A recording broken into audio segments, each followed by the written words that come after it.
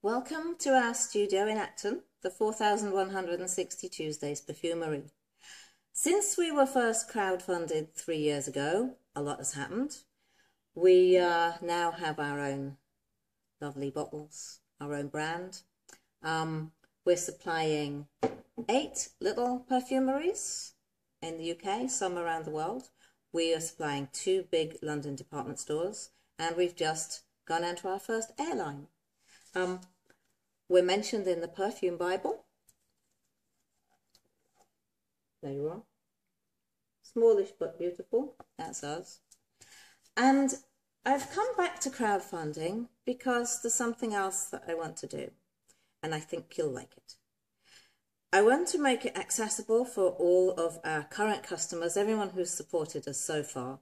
So the costs of these perfumes, they're going to be 50% or less what they'll eventually be in the shops. I have 7 perfumes planned. They are the Crimes of Passion series. I've made the first one. I've developed the first one already. It's called Inevitable Crimes of Passion. It's a funny scent. It starts off, I say funny. It starts off smelling, though, of Terry's chocolate orange. Everyone says, oh my God, Terry's chocolate orange. But there's no orange, no chocolate in it. That is the illusion of perfumery. But it kind of starts off, imagine you're being naively tempted into the orangery of a big house. And then you're invited a little bit further in for tea and cakes. It starts to smell a little bit sweet, a little bit darker.